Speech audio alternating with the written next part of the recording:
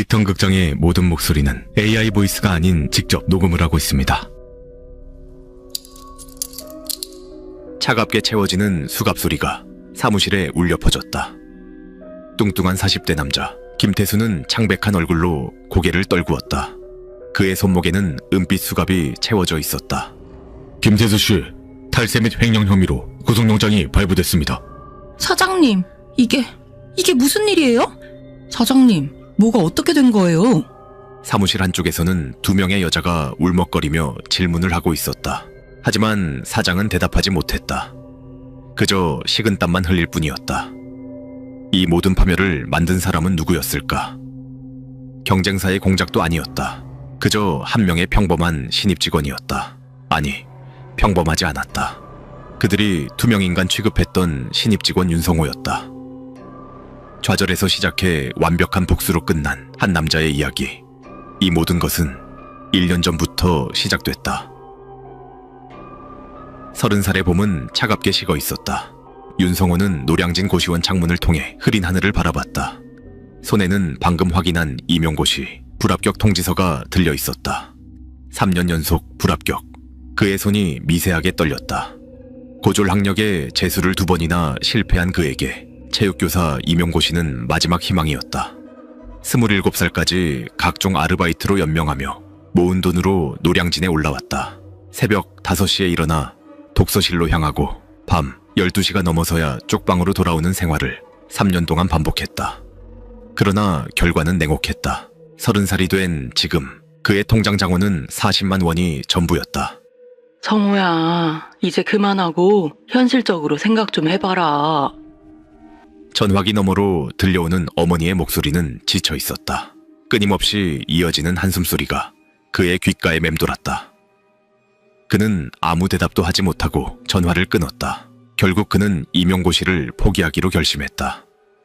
30살의 남자가 더 이상 부모에게 손을 벌릴 수는 없는 노릇이었다. 그는 구인구직 사이트를 뒤지기 시작했다. 학력 무관, 경력 무관, 본인의 조건과 맞는 공고들만 찾아서 검색하였다. 그렇게 그는 신림동의 작은 인터넷 쇼핑몰 회사 드림쇼핑에 지원했다. 면접은 형식적이었다. 사장은 그의 이력서를 대충 훑어보더니 고개를 끄덕였다. 스펙이 별로네. 근데 얼굴은 성실해 보이네. 열심히 할 수 있죠? 네, 그럼요. 열심히 하겠습니다. 좋아요. 다음 주 월요일부터 출근 가능하죠? 네, 가능합니다. 사장님, 감사합니다. 정말 감사합니다. 그렇게 그의 첫 직장 생활이 시작됐다. 하지만 그는 아직 몰랐다. 이곳이 지옥 그 자체라는 것을. 출근 첫날, 그는 출근 시간인 9시보다 30분 더 일찍 출근하였다. 좁은 사무실 안에는 이미 2명의 여직원이 앉아 있었다. 그녀들은 그를 위아래로 훑어보더니 서로 눈짓을 주고받았다. 아, 윤성호 씨? 저기 그 구석 자리 쓰면 돼요. 여직원 박지은이 손가락으로 사무실 구석을 가리켰다. 창문도 없는 어두운 자리였다. 게다가 책상도 낡고 의자도 삐걱거렸다. 다른 직원들은 모두 창가 쪽에 앉아 있었다. 저기 자리가 원래 창고였는데 뭐 쓸만은 할 거예요. 최수연의 말에 박지은이 피식 웃었다. 그러나 윤성호는 아무 말 없이 고개를 끄덕였다. 사장 김태수는 뚱뚱한 40대 남자였다. 그는 사장실에서 나오며 믹스커피가 든 종이컵을 홀짝홀짝 마시며 말하였다. 일은 하면서 배우면 돼요. 우리 사랑스러운 여직원들인 지은이랑 수연이가 알려줄 거예요. 그러나 아무도 그에게 일을 가르쳐주지 않았다. 박지은은 화면만 뚫어져라 쳐다봤고 최수연은 이어폰을 끼고 음악을 들었다. 윤성호가 조심스럽게 질문을 던지면 그녀들은 귀찮다는 듯 한숨을 쉬었다. 아니, 그것도 모르세요? 그냥 유튜브로 찾아보고 알아서 해봐요. 점심시간이 되자 사장과 두 여직원은 자연스럽게 함께 밖으로 나갔다. 그들은 그에게 함께 밥을 먹으러 가자는 말도 하지 않았다. 아니, 아예 그가 있는지조차 잊은 것 같았다. 지은씨, 수연씨, 오늘 뭐 먹을까요? 저 파스타 먹고 싶어요. 좋아요. 사장님, 오늘도 쏘시는 거죠? 낄낄거리며 나가는 그들의 뒷모습을 바라보며 윤성호는 혼자 남았다. 그는 편의점에서 사온 컵라면을 끓여 먹었다. 텅 빈 사무실에서 홀로 다음 날도 마찬가지였다. 그리고 그 다음 날도. 일주일이 지나자 패턴이 분명해졌다. 사장과 두 여직원은 한 팀이었고 그는 철저히 배제되어 있었다. 엘리베이터에서 마주치면 그녀들은 하던 대화를 뚝 끊었다. 그래서 주말에? 그녀들은 윤성호를 보자마자 입을 다물었다. 그리고 서로 얼굴만 쳐다보며 침묵했다. 엘리베이터 안은 숨막히게 조용했다. 사무실에서도 세 사람은 그를 투명인간 취급하며 자기들끼리만 웃고 떠들었다. 아, 맞다. 어제 인천 자가에 중소기업 다니는 윤대리 이야기 봤어요? 완전 웃겨 죽는 줄 알았어요. 저도요. 진짜 완전 공감 가던데? 나도 그거 봤는데 정말 재밌더라. 우리 셋이 취향이 똑같네. 더욱 기가 막힌 건 업무 배분이었다. 무거운 상품 박스를 나르는 일, 지저분한 창고를 정리하는 일, 화난 고객들의 컴플레인 전화를 받는 일, 힘들고 귀찮은 일은 모두 윤성호의 몫이었다. 성호야, 택배 박스들 저쪽 구석에 다 정리하고 탕비실에도 간식 비어 있으니까 이따가 너가 싹 다 정리해놔. 반면 박지은과 최수연은 히터가 잘 나오는 따뜻한 사무실에서 편한 사무 업무만 했다. 그리고 사장은 노골적으로 그녀들을 편애했다. 수연씨, 힘들면 좀 쉬었다 해요. 지은씨도 무리하지 말고. 감사합니다, 사장님. 우리 지은씨는 정말 열심히 하니까 좋아요. 이따가 커피 한잔 할까요? 저도 같이 가요. 그러나 윤성호에게는 다른 어조로 말했다. 야, 성호야. 아까 고객 컴플레인 또 들어왔더라. 잘 좀 하자, 잘 좀. 존댓말도 어느 순간 사라져 있었다. 반말과 함께 던져지는 업무 지시. 그는 참았다. 이곳이 첫 직장이었고 나이도 이미 30이었다. 다시 백수가 될 수는 없었다.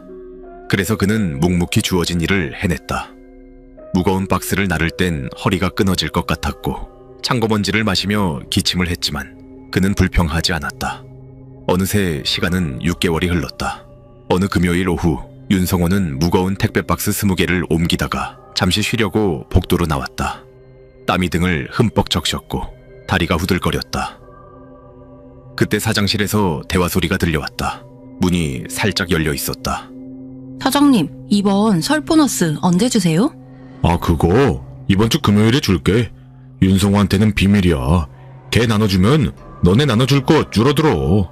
사장님 진짜 최고예요. 저희만 챙겨주시니까 완전 좋아요. 맞아요. 성우는 어차피 주는지도 모르잖아요. 그렇지. 걔는 그냥 시키는 거나 하면 돼. 또다시 웃음소리가 터져 나왔다. 윤성호는 그 자리에 얼어붙었다. 주먹이 저절로 쥐어졌다. 손톱이 손바닥을 파고들었지만 아픔은 느껴지지 않았다. 분노가 온몸을 타고 올랐다. 그는 아무렇지 않은 척 다시 창고로 돌아갔다. 그러나 그날 밤 집에 돌아가서도 잠을 이룰 수 없었다. 천장을 바라보며 그는 생각했다. 6개월 동안 자신이 겪은 모든 순간들을. 설날 연휴가 지나고 출근한 날 그의 예상은 확신으로 바뀌었다. 박지은은 새 명품 가방을 들고 왔고 최수연은 새 시계를 차고 있었다. 그녀들은 그 앞에서 자랑스럽게 서로의 물건을 칭찬했다. 결정타는 한 달 뒤에 왔다. 어느 금요일 저녁 퇴근 시간이 되자 사장이 윤성호를 불렀다. 야, 성호야. 오늘 야근 좀 해. 발주할 것들 정리 좀 해놓고 가. 네. 우리는 먼저 갈게요. 성우씨, 수고해요. 아, 오늘 회식인데 성우씨는 야근이라 못 가겠네. 안타깝다. 전혀 안타까워 보이지 않는 표정으로 그녀가 말했다. 우리는 먼저 갈게. 내일 출근해서 확인할 테니까 제대로 해놔. 세 사람은 웃으며 사무실을 나갔다. 그들은 고깃집으로 향했다. 윤성호는 텅 빈 사무실에서 혼자 야근을 했다. 밤 10시가 넘어서야 정리를 끝낸 그는 스마트폰을 꺼냈다. SNS를 열자 박지은의 게시물이 보였다. 고깃집에서 찍은 사진이었다. 사장과 두 여직원이 소주잔을 들고 환하게 웃고 있었다. 윤성호는 천천히 스마트폰을 내려놓았다. 그의 눈빛이 차갑게 변했다. 무언가가 그의 내면에서 단단하게 굳어지는 느낌이었다. 복수는 차가워질수록 완벽해진다. 그리고 그는 이제 충분히 차가워졌다. 그날 이후 윤성호는 달라졌다. 겉으로는 아무 변화도 없었다. 여전히 묵묵히 일했고 여전히 투명인간 취급을 받았다. 그러나 그의 행동에는 명확한 목적이 생겼다. 첫 번째, 매출 이중장부 확보. 그는 야근을 자청하기 시작했다. 투명인간 취급받던 것이 이제는 오히려 기회가 됐다. 늦게까지 남아도 아무도 신경 쓰지 않았다. 성호야, 오늘도 늦게까지 고생하네. 알아서 문 잠그고 가. 네, 사장님. 조금만 더 하고 가겠습니다. 사장이 나가자 사무실은 고요해졌다. 윤성호는 잠시 기다렸다. 5분, 10분. 완전히 조용해진 것을 확인하고 그는 움직였다. 혼자 남은 사무실에서 윤성호는 사장의 책상으로 다가갔다. 서랍을 열어보니 비밀번호 잠금 장치가 있었다. 그는 잠시 생각하다가 숫자를 눌렀다. 사장의 생일 날짜가 잠금 장치의 비밀번호였다. 찰칵 서랍이 열렸다. 안에는 여러 장부들이 들어있었다. 그는 조심스럽게 하나씩 꺼내봤다. 그리고 그는 이중 장부를 발견했다. 국세청에 신고하는 장부와 실제 매출을 기록한 장부가 따로 있었다. 매출이 2배나 차이가 났다. 윤성호는 스마트폰을 꺼내 한 장 한 장 촬영했다. 플래시를 끄고 조용히, 신중하게 모든 페이지를 빠짐없이 찍었다. 30여 장의 사진이 저장됐다. 그리고 장부를 다시 원래 위치에 정확히 돌려놓았다. 서랍을 닫고 잠갔다. 그러나 이건 복수의 시작에 불과했다. 두 번째, 횡령 내역 증거 확보. 다음 날부터 그는 창고 정리를 핑계로 재고관리 문서들을 뒤지기 시작했다. 거기에는 더 많은 증거가 있었다. 허위 원산지 표기, 유통기한 조작 흔적들이 고스란히 담긴 문서들이었다. 중국산을 국내산으로 둔갑시킨 기록, 유통기한이 지난 제품의 날짜를 새로 찍은 내역, 모든 것이 상세히 기록되어 있었다. 그는 이 모든 것을 사진으로 남겼다. 2주 동안 그는 200여 장의 증거 사진을 모았다. 그러나 긴장의 순간도 있었다. 어느 날 밤 11시, 창고에서 불을 끄고 문서를 뒤지고 있을 때였다. 갑자기 복도에서 발소리가 들렸다. 철컥. 문손잡이가 돌아갔다. 윤성호는 재빠르게 문서를 제자리에 놓고 선반 뒤로 몸을 숨겼다. 심장이 미친 듯이 뛰었다. 들키면 모든 것이 끝이었다. 문이 열렸다. 손전등 불빛이 창고 안을 비췄다. 건물 경비원이었다. 그는 주변을 둘러보더니 문을 닫고 나갔다. 발소리가 멀어졌지만 윤성호는 한참 동안 숨을 참았다. 등에서 식은땀이 흘러내렸다. 그러나 그는 포기하지 않았다. 10분을 기다린 후 다시 작업을 이어갔다. 세 번째, 불법 거래 증거 수집. 사장은 종종 자신의 컴퓨터에 로그인해 둔 채 자리를 비웠다. 여직원들과 커피를 마시러 카페에 가거나 흡연실에 가는 10분에서 15분 사이 윤성호는 재빠르게 움직였다. 지은씨, 수연씨, 커피 한잔 할까요? 좋아요. 세 사람이 사무실을 나가자 윤성호는 즉시 사장 자리로 갔다. 컴퓨터는 잠금이 풀려 있었다. 그는 USB를 꽂고 파일을 복사하기 시작했다. 회계 파일들, 탈세 정황이 담긴 엑셀 파일, 거래처와 주고받은 의심스러운 메일들, 고객 개인정보를 불법으로 활용한 흔적들. 복사 진행률이 천천히 올라갔다. 35%, 48%, 67%. 그때 복도에서 소리가 들렸다. 그들이 돌아오고 있었다. 윤성호의 심장이 멎을 것 같았다. 복사는 아직 82%, 90%, 95%. 문손잡이가 돌아가는 소리에 맞춰 100% 복사 완료 알림이 울렸다. 윤성호는 재빠르게 USB를 뽑아 주머니에 넣고 자신의 자리로 달려갔다. 그가 자리에 앉는 순간 문이 열렸다. 아슬아슬했다. 단 2초 차이였다. 그러나 그는 성공했다. 네 번째, 개인 카톡 대화 캡처. 여직원들의 컴퓨터는 더 쉬웠다. 점심시간이면 두 사람 모두 사무실을 비웠다. 그리고 화면 잠금도 제대로 하지 않았다. 어느 날 점심시간, 박지은이 서둘러 나가며 소리쳤다. 언니 빨리 가요. 오늘 가려는 식당 이벤트에서 웨이팅 길대요. 알았어. 가자.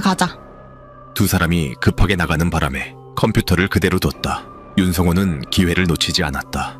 그는 박지은의 자리로 갔다. 화면에는 메신저 창이 열려 있었다. 그리고 거기에는 충격적인 대화들이 가득했다. 언니, 윤성호 진짜 답답하지 않아? 저렇게 굼뜬 애는 처음 봐. 맞아. 그래도 힘든 일은 제가 다 하잖아. 완전 편하다니까. 진짜 투명인간 같아. 앞으로도 없는 사람 취급하면 될 듯?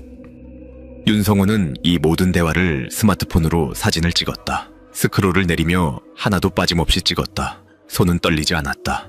감정은 이미 얼어붙어 있었다. 총 50여 장의 메신저 기록이 저장됐다. 그러나 문제가 생겼다. 그때 갑자기 박지은이 다시 돌아왔다. 아, 지갑 놓고 갔네. 엥? 성호씨, 제 자리에서 뭐해요? 아, 사장님이 요청하신 파일이 지은님 자리에 있어서요. 지은님 자리에서 메일 전송했어요. 아, 그래요? 오케이, 수고했어요. 지은은 아무 생각 없이 지갑을 챙겨 들곤 콧노래를 부르며 다시 나갔다. 위기일발이었지만 다행히 아무 일 없이 넘어갔다. 그는 또한 회사 공용 이메일 계정에 접근했다. 비밀번호를 모두가 공유하는 바람에 어렵지 않았다. 거래처와의 모든 메일을 확인할 수 있었다. 사기성 거래 내역, 허위 광고 관련 메일, 고객 불만을 무시한 증거들, 심지어 제품 품질 검사를 조작한 내용까지 있었다. 그는 이 모든 것을 파일로 저장했다. 한 달이 지나고 두 달이 지났다. 윤성호는 매일 밤 혼자 남아 증거를 수집했다. 사장실 곳곳을 뒤졌고 창고 구석구석을 확인했고 모든 컴퓨터에 파일을 복사했다. 그는 또한 자신이 겪은 부당한 대우를 상세히 기록하기 시작했다. 매일의 업무 일지를 작성했다. 몇 시에 출근했고 어떤 업무를 했고 누가 어떤 말을 했는지, 다른 직원들과 자신의 업무량 차이, 임금 차별, 보너스 차별까지 모든 것을 증거로 남겼다. 성호야, 오늘도 박스 나르고 창고 청소해. 네. 그는 녹음과 메모를 했다. 2월 15일 박스 20개 운반 지시. 박지은, 최수연은 사무 업무만 수행. 업무량 격차 심각. 에휴, 성호씨는 그것도 못해요? 군대 다녀온 거 맞죠? 고추 달린 남자며 빨리 좀 후딱후딱 해봐요. 2월 16일 최수연으로부터 무시 및 성희롱 발언. 모든 것이 기록됐다. 완벽한 증거였다. 6개월 후 윤성호는 충분한 무기를 손에 쥐었다. 사진 2000여 장, 녹음 파일 50여 개, 문서 파일 200여 개, 그리고 상세한 업무 일지. 마지막 단계, 국세청, 노동청, 거래처 및 SNS의 동시타격 플랜 실행. 이제 때가 됐다. 어느 금요일 오후였다. 평소와 다름없는 하루가 흘러가고 있었다. 사장은 사장실에서 컴퓨터 게임을 하고 있었고 두 여직원은 온라인 쇼핑을 하며 수다를 떨고 있었다. 언니, 이 구두 어때? 예쁘지 않아? 오, 괜찮은데 사봐. 평화로운 오후였다. 그러나 그것도 잠시뿐이었다. 윤성호는 자리에서 일어났다. 그리고 사장실 문을 두드렸다. 사장님, 잠깐 말씀드릴 게 있습니다. 뭔데? 들어와. 윤성호는 사장실로 들어가 책상 앞에 섰다. 그의 손에는 하얀 봉투가 들려 있었다. 저 그만두겠습니다. 사장은 게임을 멈추고 그를 쳐다봤다. 얼굴에는 놀람보다는 귀찮다는 표정이 가득했다. 뭐? 갑자기? 하여튼 요즘 애들은 끈기가 없다니까. 힘들다고 다 도망가고. 죄송합니다. 그만두겠습니다. 그래, 알았어. 나가봐. 윤성호는 사표를 책상 위에 놓고 사장실을 나왔다. 박지은과 최수연은 서로 눈짓을 주고받으며 씩 웃었다. 그들의 표정에는 드디어 가는구나 라는 안도감이 역력했다. 수고하셨어요, 윤성호 씨. 앞으로도 좋은 일 있으실 거예요. 말뿐인 인사였다. 그녀들의 눈에는 전혀 아쉬움이 없었다. 오히려 기쁨이 가득했다. 윤성호는 고개만 끄덕이고 자리로 돌아가 짐을 쌌다. 그의 사물함에는 개인 물건이 거의 없었다. 작은 박스 하나면 충분했다. 퇴근 시간이 되자 그는 마지막으로 사무실을 둘러봤다. 사장과 두 여직원은 이미 그의 존재를 잊은 듯 웃으며 이야기하고 있었다. 오늘 저녁 회식 갈까요? 성호 없는 성호성별에 우리끼리 하자. 좋아요. 성호 씨, 그동안 고생 많았어요. 수고. 그는 아무 말 없이 사무실을 나섰다. 엘리베이터를 타고 내려가며 윤성호는 스마트폰을 꺼냈다. 그동안 모아놓은 증거들이 저장된 폴더를 열었다. 그의 입가에 희미한 미소가 떠올랐다. 이제 시작이었다. 진짜 복수는 지금부터였다. 주말 동안 윤성호는 바쁘게 움직였다. 그는 모든 증거를 정리하고 분류했다. 국세청에 보낼 자료, 노동청에 보낼 자료, 거래처에 보낼 자료, SNS에 올릴 자료. 모든 것을 완벽하게 준비했다.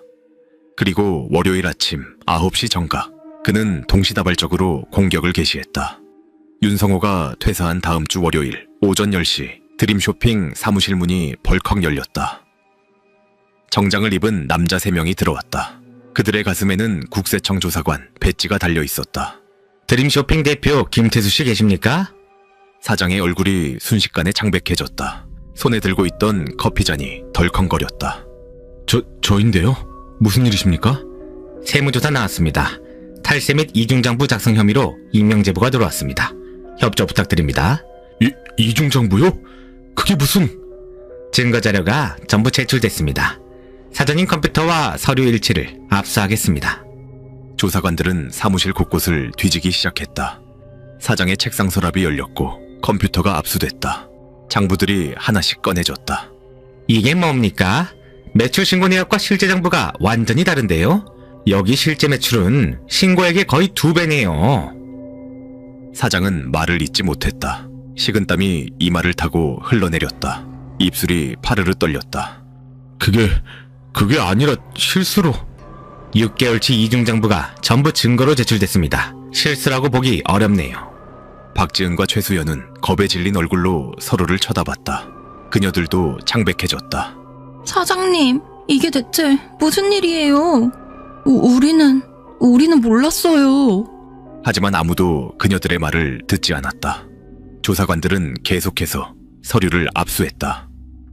같은 날 오후 2시 사장의 휴대폰이 울렸다. 화면에는 노동청이라는 문자가 떠 있었다. 그의 손이 떨렸다. 여보세요? 드림쇼핑 김태수 대표님이십니까? 노동청입니다. 부당해고 임금체불, 주휴수당 미지급, 차별적 보너스 지급에 대한 진정서가 접수됐습니다. 그게 무슨... 6개월치 상세한 업무 일지와 증거자료가 첨부되어 있습니다. 조사에 협조해 주시기 바랍니다. 내일 오전 10시까지 노동청으로 출석해 주세요. 전화가 끊어졌다.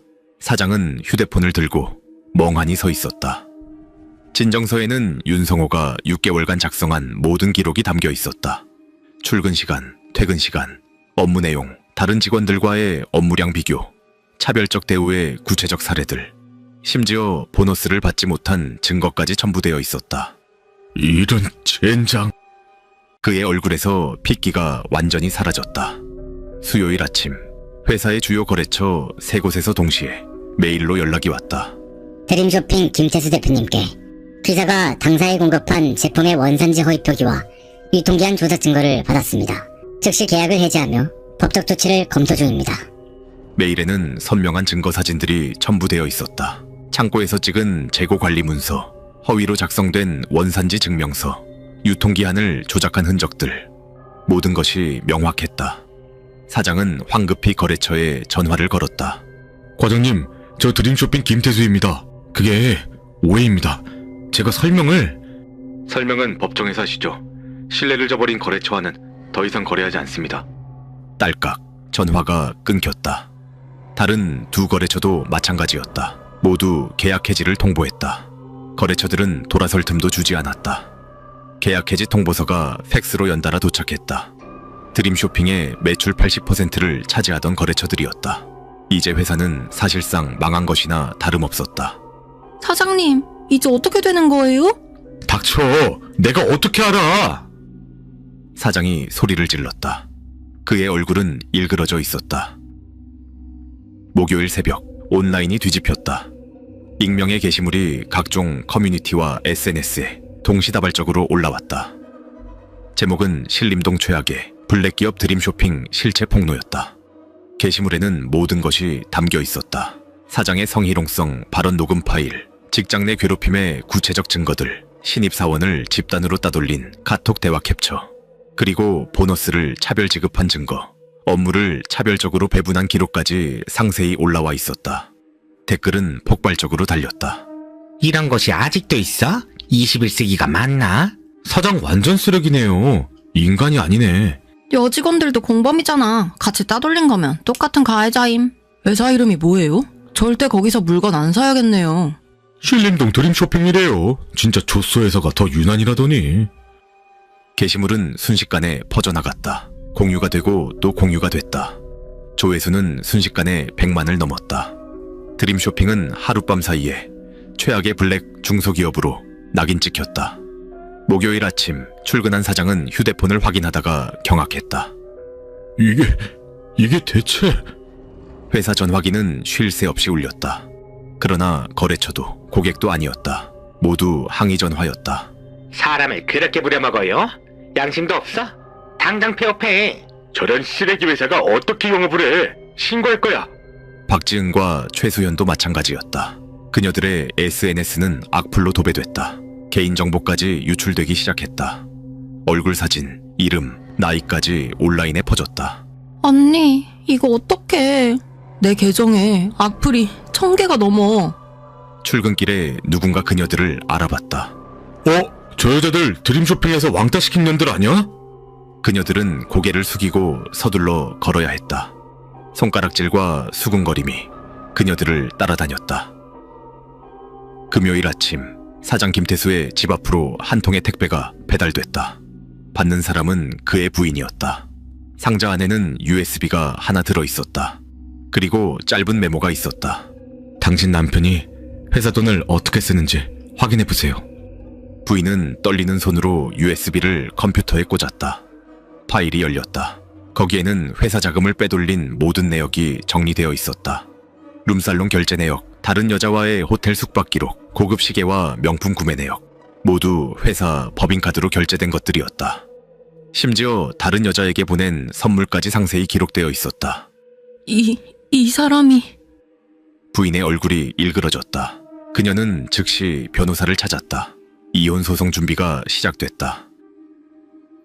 같은 시각 경찰서에는 또 다른 고발장이 접수됐다. 고발인은 익명이었고 피고발인은 박지은이었다. 혐의는 업무상 횡령. 증거 자료에는 박지은이 회사 법인카드로 개인 물품을 구매한 내역이 빠짐없이 정리되어 있었다. 명품 가방, 화장품, 의류, 심지어 가족 여행 경비까지. 총액은 800만 원이 넘었다. 경찰은 즉시 수사에 착수했다. 박지은 씨죠? 횡령 혐의로 조사가 필요합니다. 월요일 오전 10시까지 경찰서로 출석해 주시기 바랍니다. 저는 그런 거 안 했어요. 증거가 전부 있습니다. 출석 안 하시면 강제 연행합니다. 전화가 끊어졌다. 박지은은 그 자리에 주저앉았다. 최수연에게도 차례가 돌아왔다. 그녀의 전 직장 사장에게 익명의 메일이 도착했다. 메일에는 최수연이 퇴사할 때 부정한 방법으로 퇴직금을 부풀려 받아간 증거가 담겨 있었다. 근무 기간을 허위로 작성하고 임금 대장을 조작한 흔적이 명확했다. 전 직장 사장은 분노했다. 그는 즉시 법률사무소를 찾았다. 민사소송과 형사고소가 동시에 진행됐다.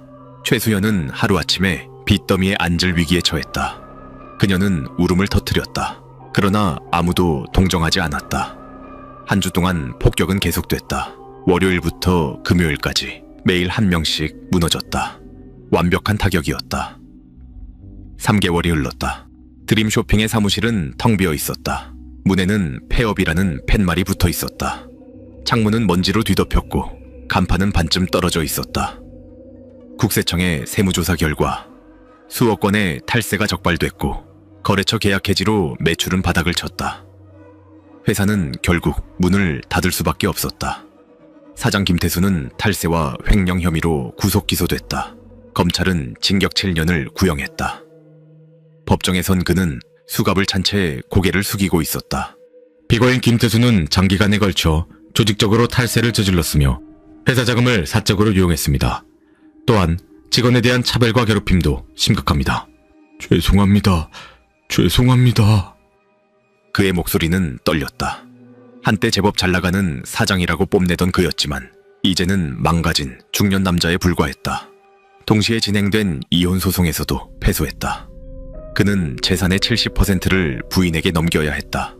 집도 차도 통장도 모두 빼앗겼다. 출소 후에도 그를 기다리는 건 빚과 전과 기록뿐이었다. 박지은은 업무상 횡령죄로 벌금 1,500만 원을 선고받았다. 전과자가 된 그녀는 구직 활동에 큰 어려움을 겪었다. 면접을 볼 때마다 전과 기록을 설명해야 했다. 전과 사유가 횡령이라고요? 그게 제가 회계상 잘못 처리해서. 죄송하지만 저희는 박지은님을 채용하기 힘들 것 같습니다. 대부분의 회사는 그녀를 거절했다. 30살의 나이에 전과자 딱지를 달고 살아야 했다. 그녀는 원룸 월세도 제대로 내지 못해 더 작은 집으로 이사해야 했다. 250만 원짜리 명품 가방은 중고거래 사이트에 80만 원에 올라갔다. 그러나 쉽게 팔리지 않았다.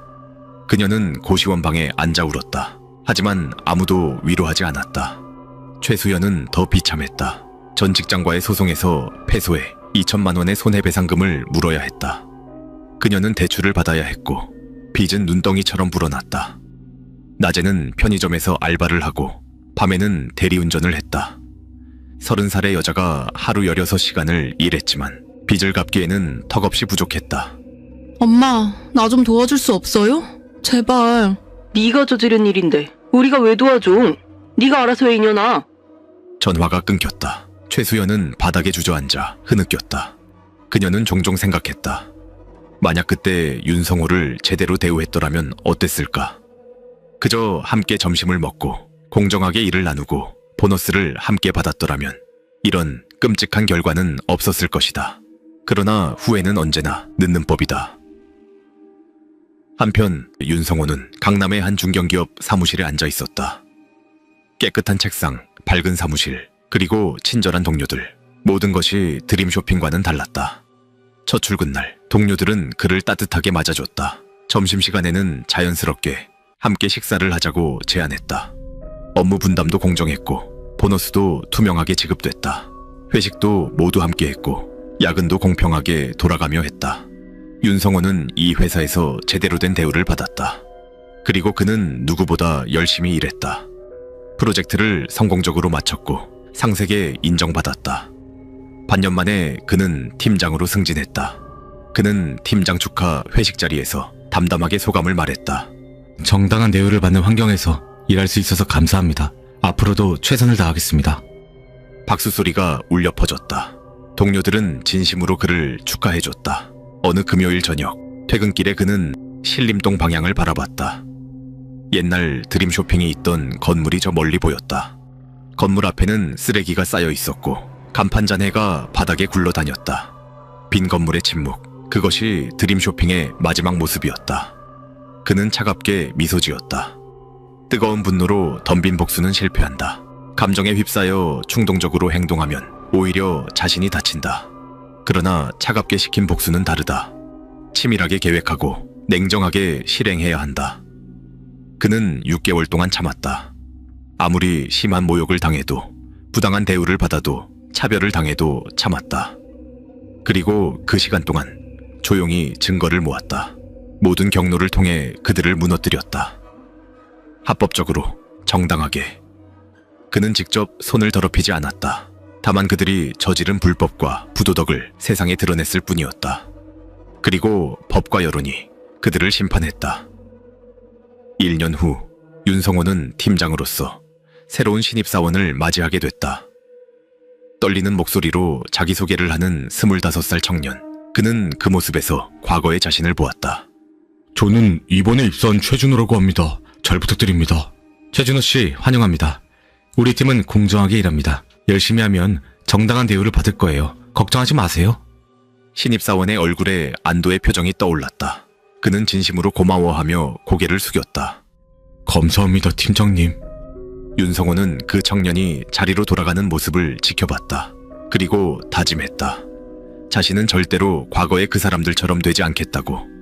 누군가를 함부로 대하지 않겠다고. 약자를 괴롭히지 않겠다고. 점심시간이 되자 그는 신입사원을 불렀다. 준호 씨, 우리 같이 점심 먹어요. 팀원들 모두 함께 가니까. 정말요? 감사합니다. 준호씨, 어서 가요. 맛있는 집 갈 거예요. 그들은 함께 식당으로 향했다. 웃음소리가 복대에 울려 퍼졌다. 정말 따뜻한 가족 같은 분위기였다.